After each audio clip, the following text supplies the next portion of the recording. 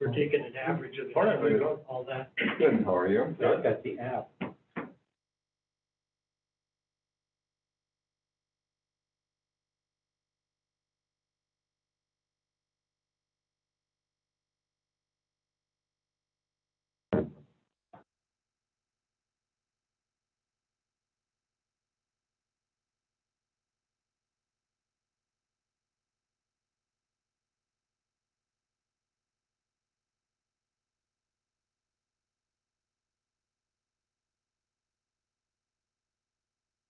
Here somewhere. You good? Here somewhere. Yeah. Good.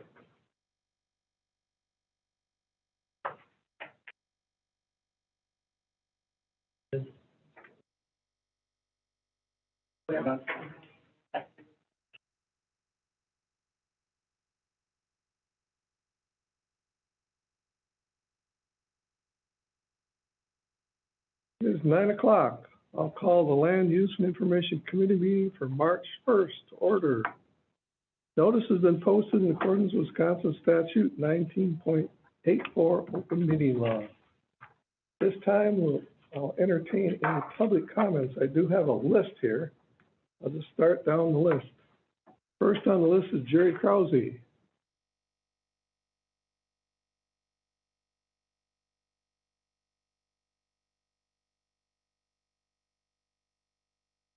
The whiteboard.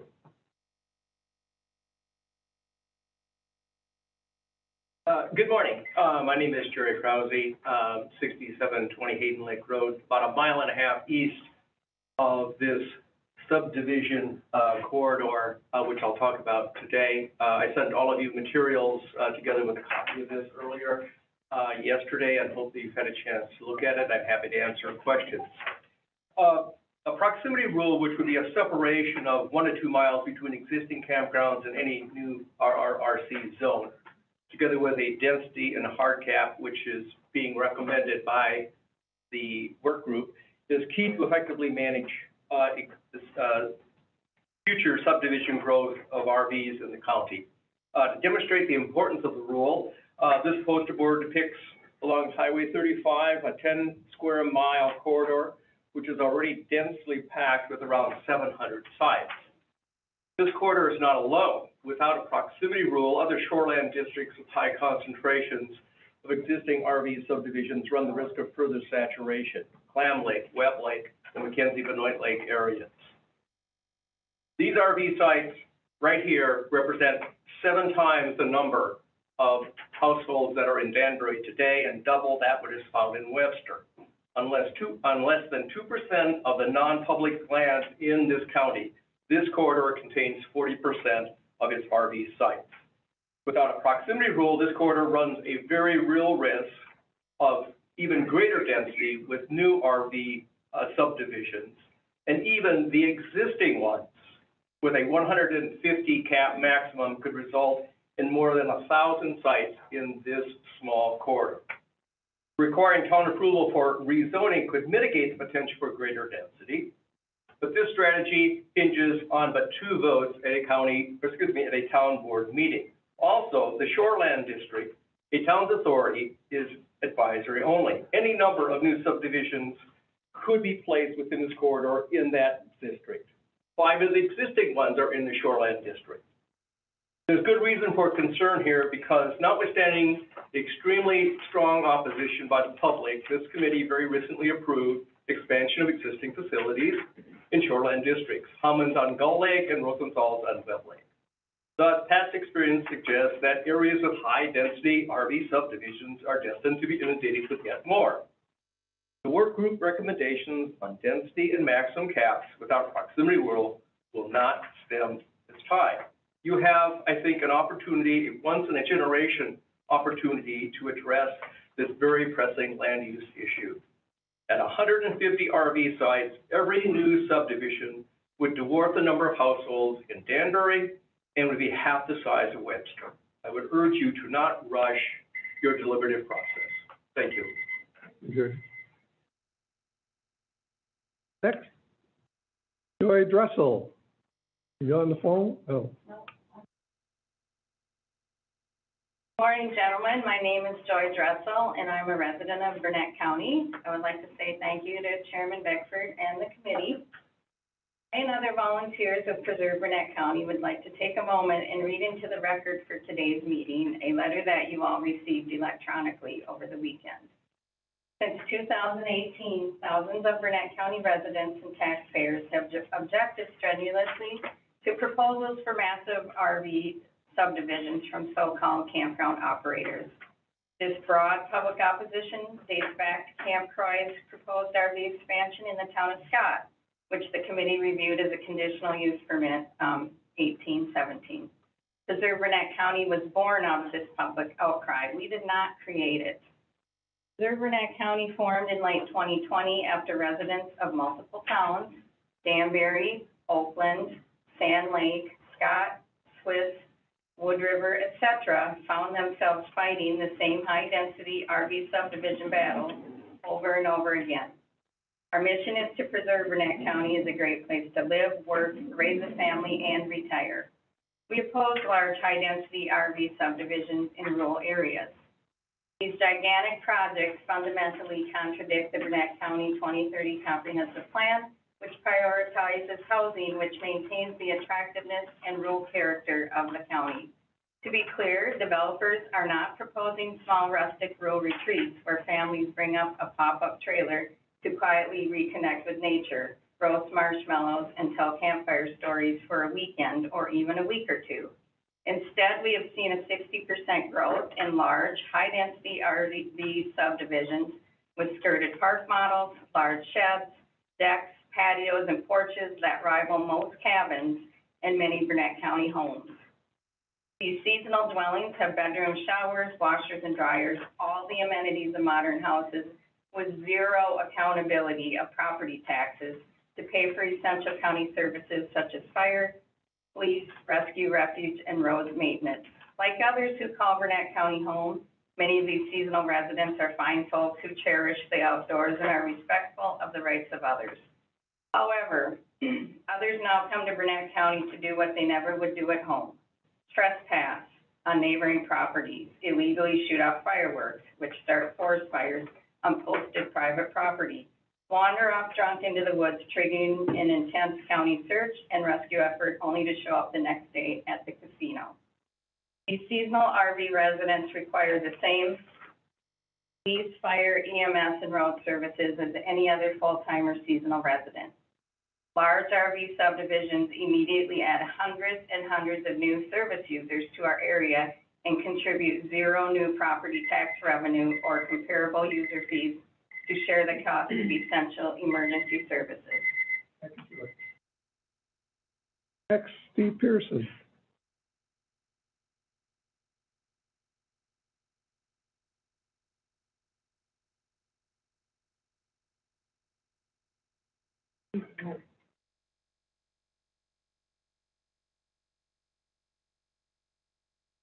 Hi, I'm Steve Pearson from Oakland Township.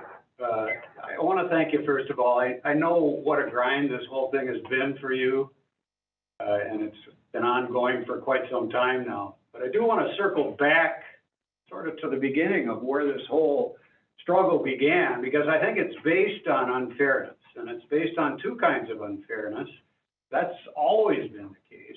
First of all, there's the zoning unfairness. The fact that with a conditional use permit, you can go into a zoning district, let's say A2, for example, where one dwelling per 10 acres is the rule. And with the new 5-acre density proposal, you could put 50 campsites there. Or if you bought yourself a 40 because you wanted privacy, you wanted to live in the woods in a quiet place, and somebody on the next 40 decided to put a campground in, suddenly you'd have 200 new neighbors. Or I should say 200 new units. Add to that the fact that each campsite brings in 3-4 people per visit, and you might have on a weekend as many as 800 new neighbors next to you as you lived out your dream on your 40 acres.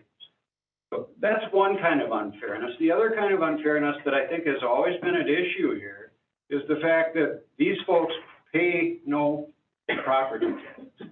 That means all of the services that you and I paid for, fire, ambulance, police, everything else, folks aren't helping out with. Now, in my township, Oakland Township, fees have been proposed to make up some of this lost ground, but they cannot possibly cover all the contingencies.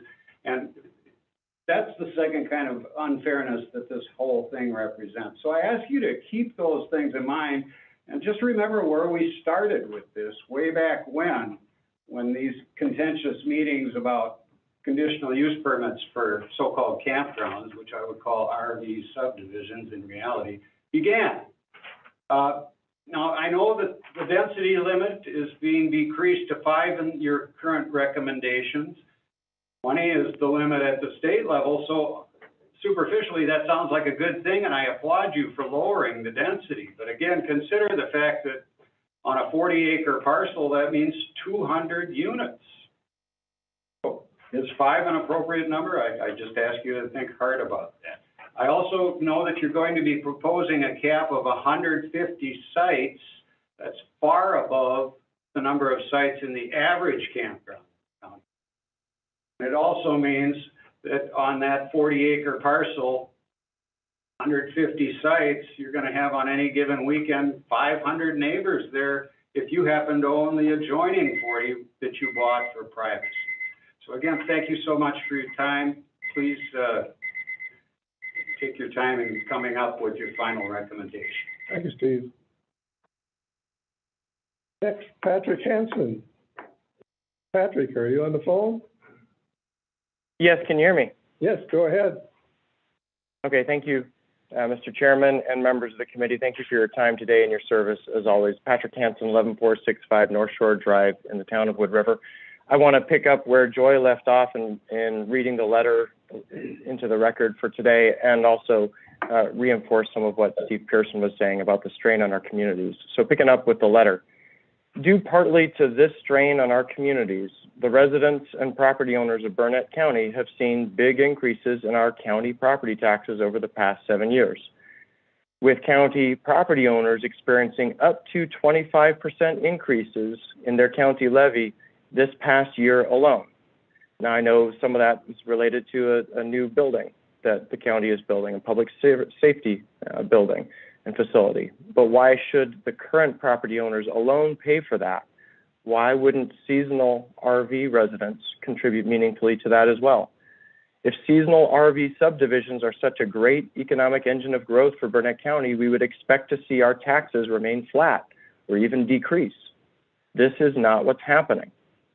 And so we thank you for reestablishing the Land Use and Information Committee work group on campgrounds in response to the full county board's request to hold public hearings on 2 provisions of the text amendments, TXT-2103, that remain pending. We know that the work group and this committee are genuinely interested in addressing public concerns over so-called campground projects in Burnett County. Regarding work group recommendation number 1, we support the recommendation to amend the current density standard of 10 campsites per acre to 5 campsites per developable acre. This new standard is a meaningful improvement, but does not go far enough to address public concerns. A limit of 5 camping units per developable acre in the RRRC zoning district would not, in practice, impose any new limit on RV subdivisions. The 5 units per acre standard merely codifies the status quo of allowing applicants to propose facilities with 100, 150, or even 199 seasonal RV dwellings packed into parcels that otherwise might only allow a subdivision of a half dozen homes.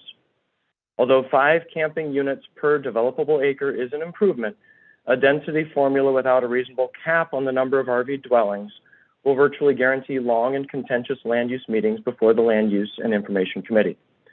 The committee could improve on this recommendation in 3 ways. Number 1, reduce the density standard to a level that is more compatible with other lot size and subdivision rules across the county. Steve Pearson was referencing this. A change like that would be a limit of 2 to 3 units per acre, or possibly even lower than that. Number 2, introduce setback rules to separate high-density campground uses from other residential, agricultural, and forestry uses. And number 3, introduce mandatory screening rules to reduce the impact of noise, light pollution, and unsightly camping units on adjoining and other nearby property owners. So I think my time is up. Thank you. And I believe another. Thank you, Patrick. Next, John Roche. John, are you on the Can you hear me, phone? sir? Yes, go ahead. Yes, sir. Can you hear me? Oh, Yes, go ahead. fantastic. John Roach, 51. Thank you, sir. 519 run, State Road 70. John Roach, called many times before. I'm just going to pick up where Patrick left off. Regarding work group recommendation number 2, we support this recommendation to develop ordinance language to cap the number of campgrounds within the RC zoning district. But once again, the recommended cap of 150 does not go far enough to address the public concerns. The work group received no expert or public testimony in support of a cap that is 50% higher than the 100-unit limit that the committee had previously proposed and unanimously approved. Burnett County should not set the limit for the largest allowable campground based on campground cups that this committee has previously allowed. The largest campground in the county expanded at a time when some believed that Wisconsin Act 67 meant the county couldn't deny those expansions, no matter the circumstances. We now know the factual public input is one of several forms of substantial evidence that the committee may consider when approving or denying a conditional use permit application. Excluding the smallest campgrounds, the median campground size in Burnett County is currently 50 units. We believe that all future campground projects, especially those larger than 50 units, require careful consideration of the following performance standards: proximity to others' uses, including other campgrounds, surface type and grade of access roads, soil type and drainage, conformance to town ordinance and comprehensive plan.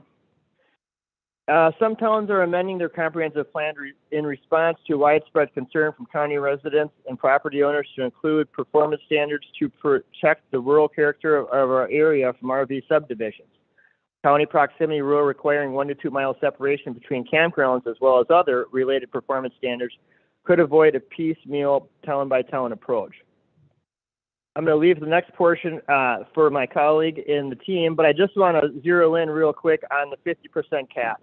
You guys are always looking for something measurable, whether it's measurable for the environment, measurable. We have a measurable mark of 50 campgrounds. That's the median campgrounds you guys have right now in the county. You have 50, right? That's measurable.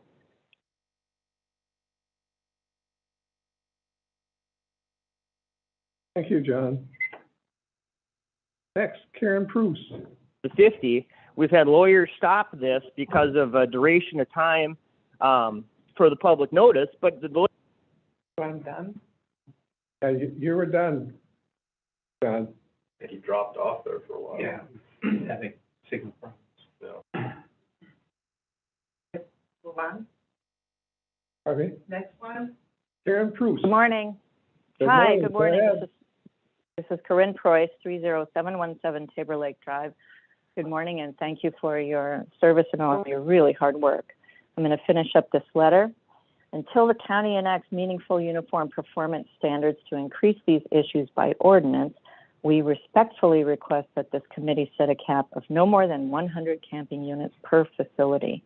We also request that the committee actively seek meaningful input from the town and abide by that input whenever a new or expanded campground with more than 50 units is proposed. According to the Burnett County Code of Ordinances, Section 3633, quote, town board approval may be requested for conditional uses, end quote. We implore this committee to make this approval a requirement of any new or expanding campground with more than 50 camping units. Regarding work group recommendation number 3, we offer our unconditional support of this recommendation to remove the provision for a campground of no more than 25 units, campsites, from the RR3 zoning district. Campgrounds should not be allowed in residential areas, period. This change has broad public support. Thank you, as always, for your service to Burnett County and your careful consideration of these issues. Thank you. That is all the public I have listed. Are there any other public comments at this time? Are there any other public comments at this time? If not, we'll move on the agenda. Next on the agenda is approval of the agenda order. Make a motion to approve the agenda order. Motion by Mr. Payton, Second. second by Mr. Anderson. All in favor? Aye. Opposed? Carried. Approval of the minutes of the February 1st, 2022 meeting. Motion to approve the minutes. Second that motion. Motion made by Mr. Blomberg, second by Mr. Payton. All in favor? Aye. Opposed? Carried. Next, we have public hearing. Will Jason please read the public hearing notice? Notice of public hearing in the state of Wisconsin, County of Burnett, Tuesday, March 1st, 2020, at 9 a.m. at the Burnett County Government Center, room 165, Town of Mina, in Severn, Wisconsin, regarding the following. Burnett County Land Use Shoreline Protection Ordinances, map amendment, MAP 2202 Hotchkiss, to rezone government lot 8, except the north 949 feet thereof.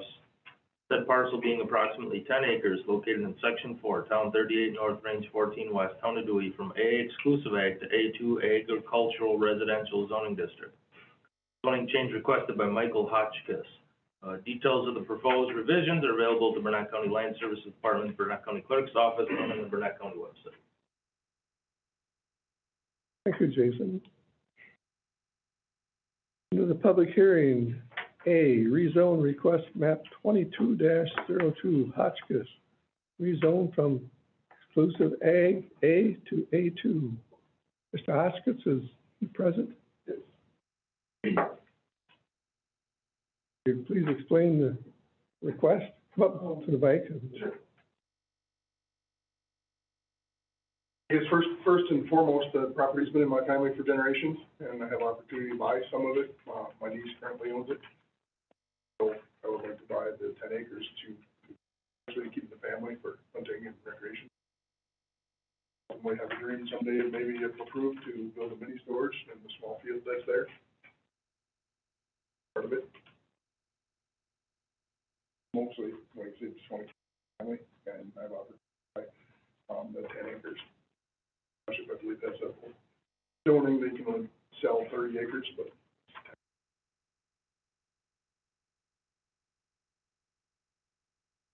Any questions for the applicant?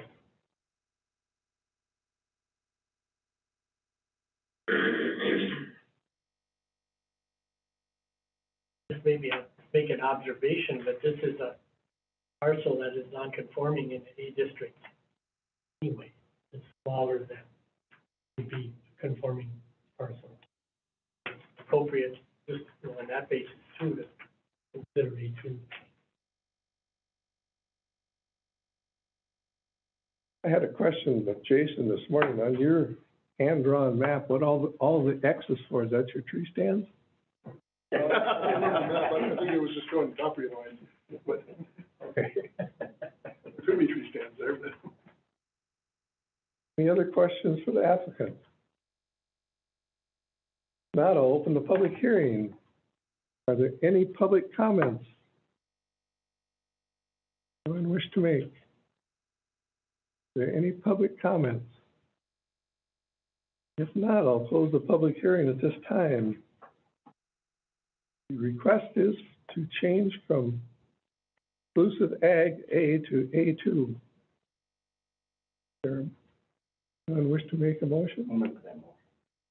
Motion by Mr. Anderson, I'll second that motion. and this is the motion to request the change going to county board. For the, I guess, the department considerations for us, I'm okay with 1 and 3. I don't think 2 needs to be in there at all. Because this is a rezone, it's not a conditional use permit. I had that in there just for clarity, just to make sure that everyone understood that this is not, because there is mention of potential storage units in the future. I just wanted to clear that. This doesn't okay that, this is just for the reason. Simply for- Correct. Yep. And we should probably mention the town is in support of this, and send us correspondence. It doesn't really conflict with the plan. And it's not very hot, most of it's not ag land anyhow, it's a lot of floodplain and lowland. Wetlands. Yeah. Well, number 2 is basically a memo item. Right, so it's not a condition, therefore that's why I think it should be struck from that. No, I think it's, I don't have an issue with it when the discussion was for storage units, just to clarify that this is a rezone, not a conditional use, not an approval. The record, we could say it, or Jason could write it down, recognize it. I think it's, of course, a piece. I think we should say it rather than write it, because this could be interpreted two ways in the future. It says the permit is not for approval of rental storage units. He has to come back for, if he. Oh, absolutely, but but this could be interpreted that this is disapproving. In the future, so it's comment, it has nothing to do with the conditions, so I would prefer that it be struck. We could change the word permit to this approval, not a permit for rental of storage units, and say the same thing, only different. Or do you just want to add it in the minutes? That the committee discussed it, and then you can strike it? That would work too. Yeah, that'd be my preference. Okay. I think it was important to. I think as long as, he understands that that's what this is Right. not for the rental. Well, I think we want, I get what Jason is saying on this, because sometimes people believe they got everything approved they were going to do from first action, and it's good to make it clear that it's not, you know, but it can, as you said, it's just as good in the minutes. It's stipulated in the notice of approval of the rezone, that it does not include approval of any conditional use for storage. Condition does say that sanitary systems be serviced by 7/1/2022. That's typical when we find that, we flag that. Okay, we have a motion to second with the 1 and 3 conditions. We have a roll call vote. Mr. Pearson absent. Mr. Payton. Yes. Mr. Blumberg. Yes. Mr. Anderson. Yes. Mr. Rob. Yes. Mr. Conroy. Yes. Mr. Bickford, yes. The request has been approved and it will be taken to the county board for rezone. Thank you very much.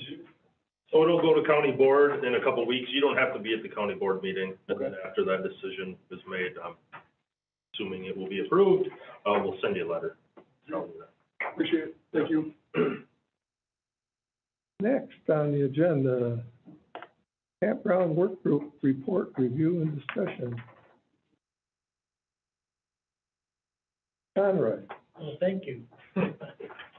I trust everyone has read this report. And I think I could reread it. I think I'm just going to skim it here.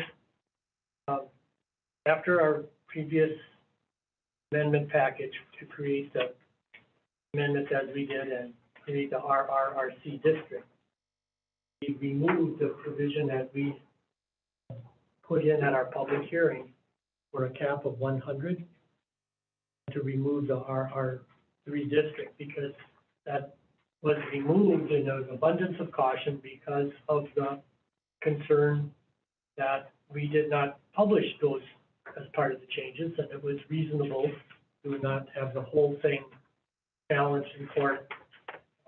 Everybody agreed that was appropriate to do. And we at this committee, rather than taking it up as a whole committee, reconstituted the work group to look at those things.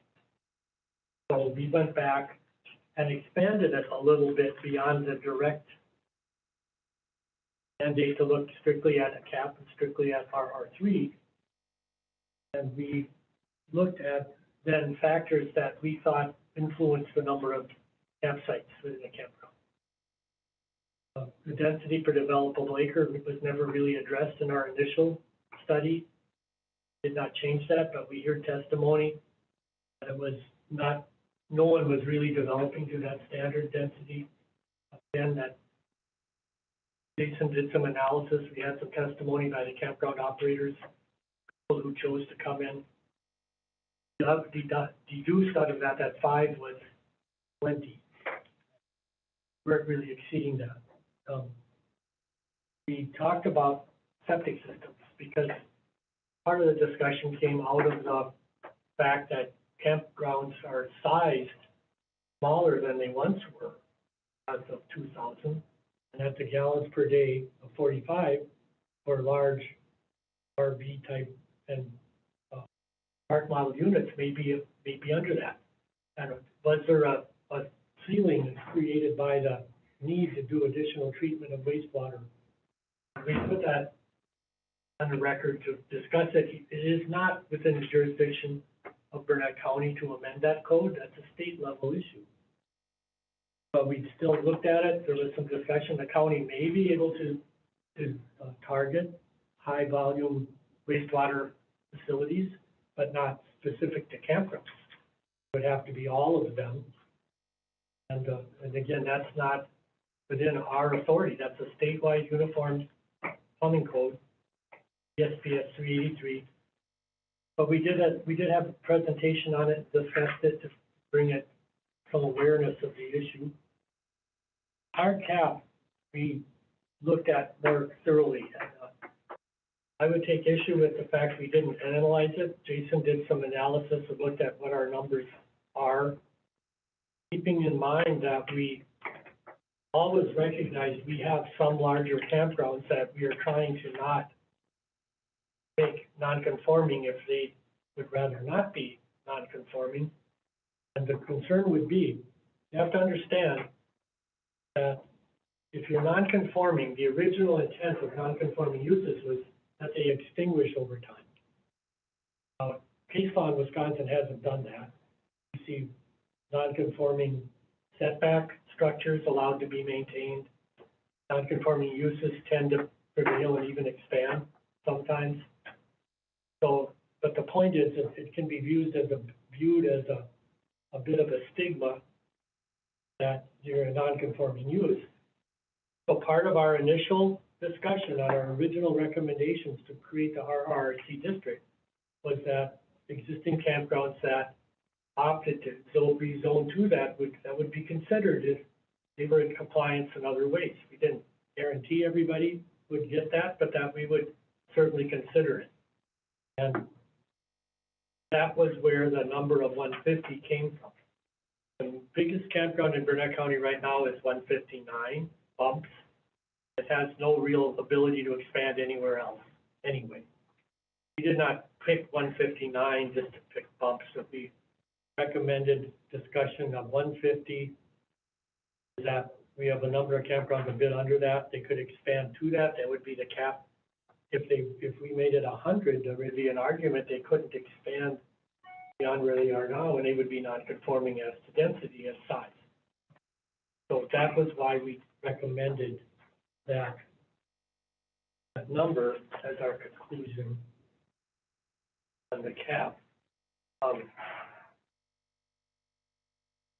So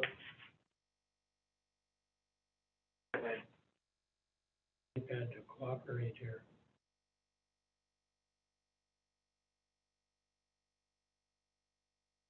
So, so lastly, we also discussed the proximity rule, which was, we found in a discussion about private sewage systems, that Rusk County had such a rule, but repealed it. Why did they, my question is, why did they repeal it? I never did find that out, although the former zoning administrator told me they thought it was a property rights issue. And there is you have some issues of equal protection under the law, and I'm not sure if it went to that or not, frankly. I never did get a response from Rusk County. I did inquire there. But they repealed it quite a while ago. They had it in the 90s, and they repealed it in 2006. And there's not, checking with Clue and, other sources, there's not a lot of these kind of rules, if any, anywhere else that we could find. I get the point, and I think that's one of the reasons you didn't see the work group develop specific language, is that, first of all, we're not on a moratorium deadline this time, like we were last time.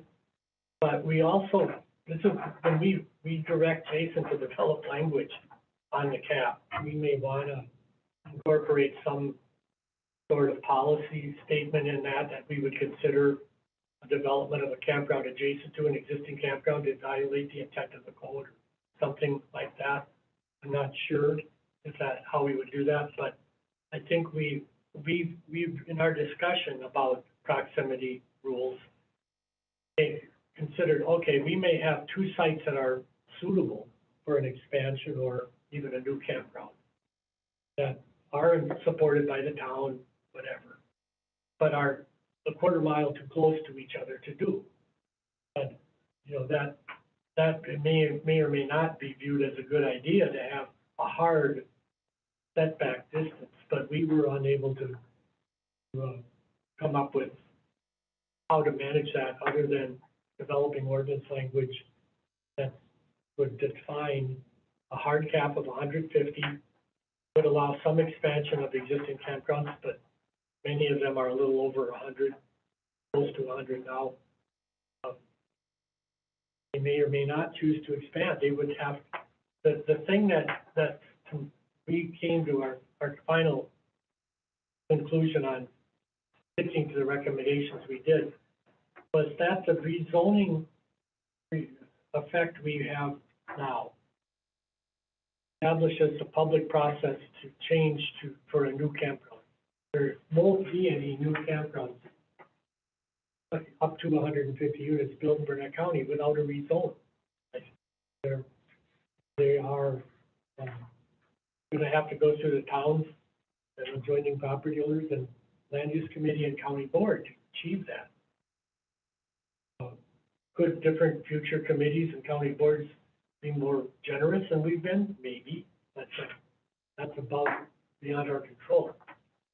So our final recommendations were to amend the current density standards down from 10 campsites per acre to 5 per developable acre. To develop ordinance language to add a 150 campsite cap in the RRRC district, and to remove the provision for campgrounds no more than 25 units from the RR3 district. So, proximity rule, we opted to reconsider, no recommendation at this time. But the position was that such a rule may not be required under the current rezoning CUP process with oversight by the county as well as affected local governments. We could revisit that issue if we found a need to revisit it. That's what we did. Question I have on that, Craig, is remove the provision for a campground of no more than 25 units from the RR3. This means that there will be no more campgrounds within the RR3 district. Why don't we say that rather than, why don't we just say that, remove the provision for a campground from the RR3 zoning district? Yeah, I think that could have been wordsmithed better maybe. But anyway, that was the intent. The option, and, you know, it's just like anything else. All of the campgrounds we have right now are non-conforming uses because they're not in a district that provides for them. And any campgrounds we have in RR3 that were more than 25 were non-conforming uses. They'll be legal non-conforming uses. They don't go away. So long as they maintain their activity, they're perfectly fine. But we would not consider a new one. So in order for individual or corporation to want to put a campground in an RR3, then they would have to have zoning change to RR3, RC. Correct. That was advocated by the comments throughout this process, that why, you know, you could still have a fairly significant campground on a relatively small parcel in our R3, the district that's intended for fairly low density residential. But the point, I do see the point. You know, I think the public perception of an unlimited size of an RV park is something that people are concerned about. I have to wonder if there was a hard cap in place on the Siren one that did not make it past the town of Siren was proposed. As it got up close to 200, and that the town thought was too big. So maybe a cap would have made a difference on that. Maybe they would have not been as concerned about it, but the point was, that the new process actually worked as it was supposed to, in that if the town was not okay with it being there, it wasn't gonna go forward. We never did hold a contentious public hearing with that particular conditional use permit because it never made it to us. Had the town been in favor of that, and everything had been worked out, we very likely would have approved that. My opinion, only. But that, we haven't seen anybody really seem to be affected by that RR3 idea. I think we were looking at the time of, potential for a small campground might still be viable, but didn't see anything come of it. So the recommendations that the committee has made, Chuck had some comments. oh, go ahead.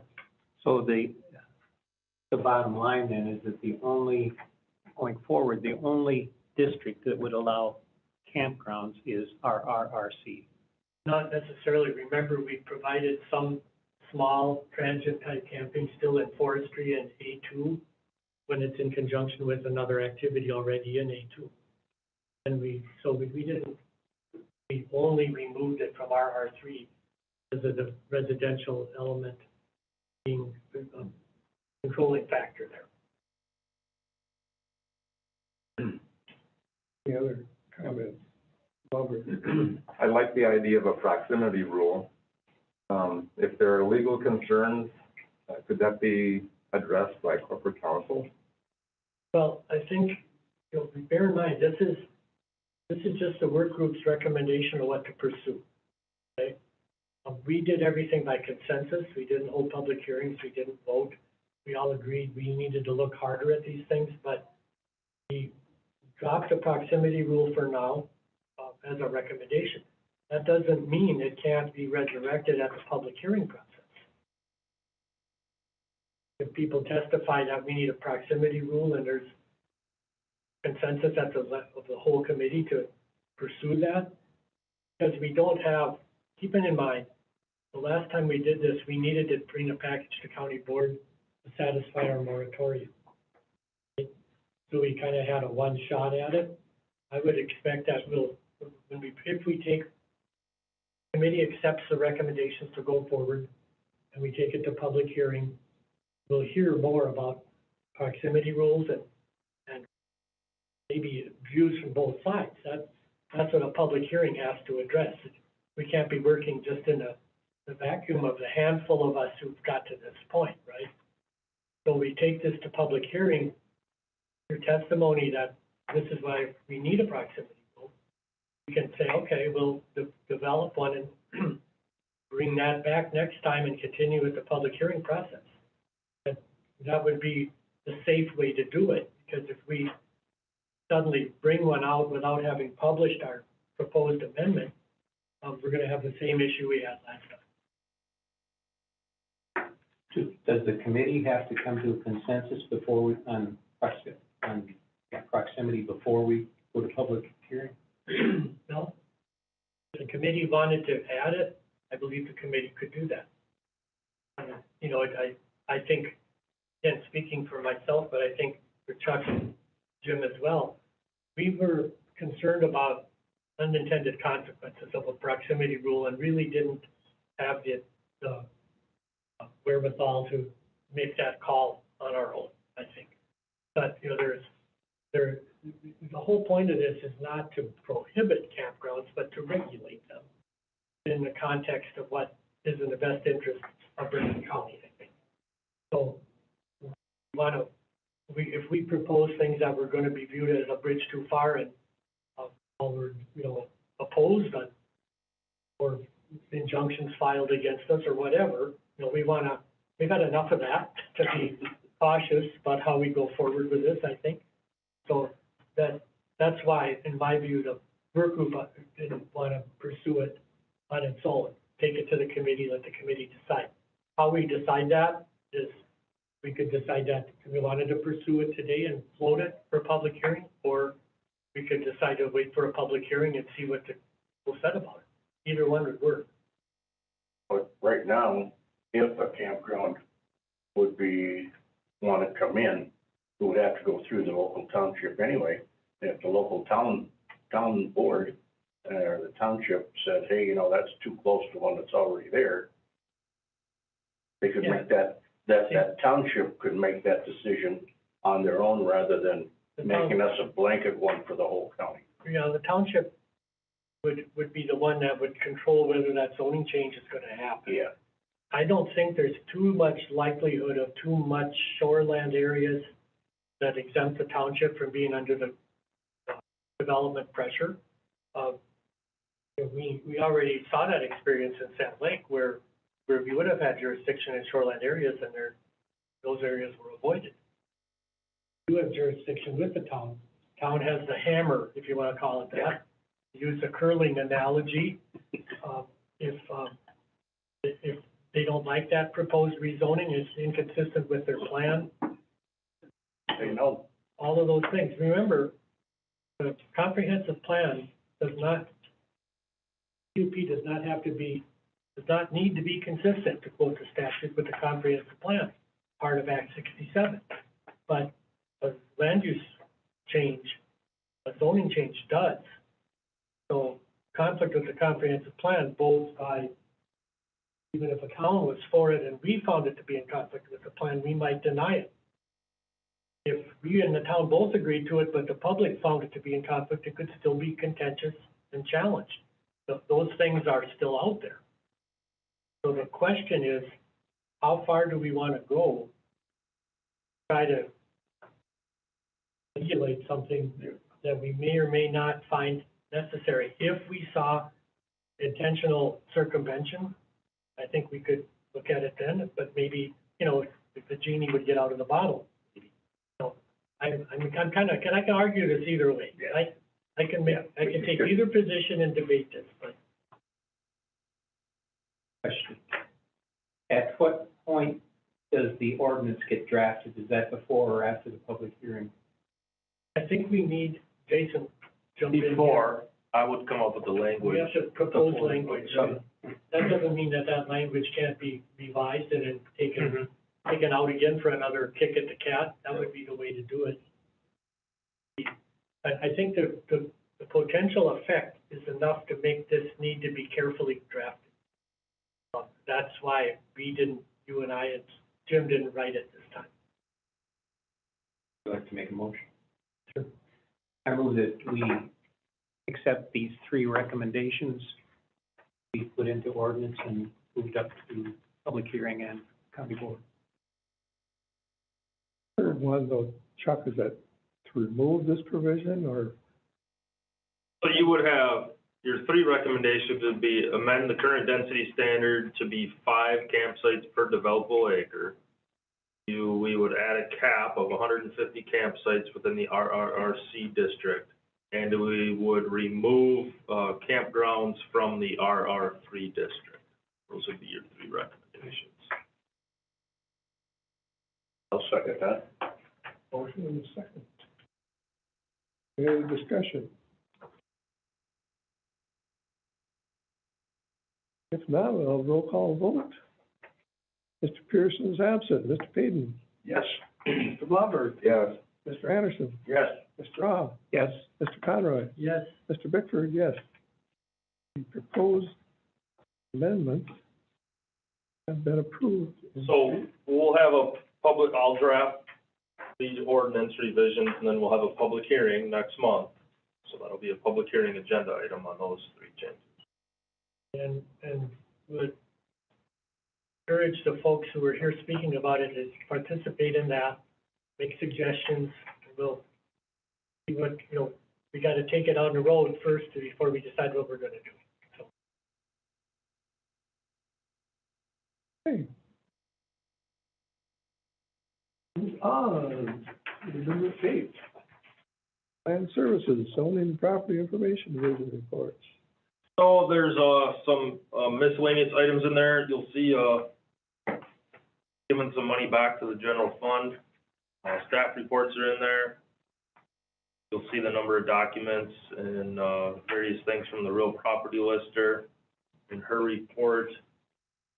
The 2021 budget report is in there. It should have all the expenses and charges in there. I think it was still technically, there was a couple days left after this report was generated for admin to get a few last minute things in there, but, this should be pretty close. Website statistics are in there. You see we're 275 users per weekday, about 100 per day on the weekends.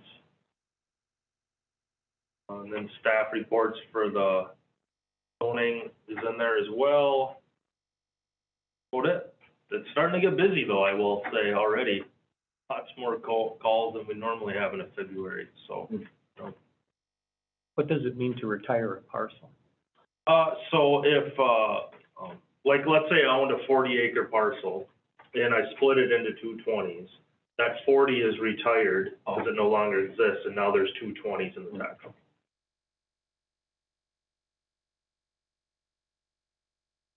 Okay. Any other business this time? Not future agenda items. So far, I have, two applications in the office. One's a rezone in the town of Rusk, and then the other one's a CUP for a camper. You'll wonder why a camper CUP is coming in here, because they've already had a CUP for a camper in the past. So this would be like.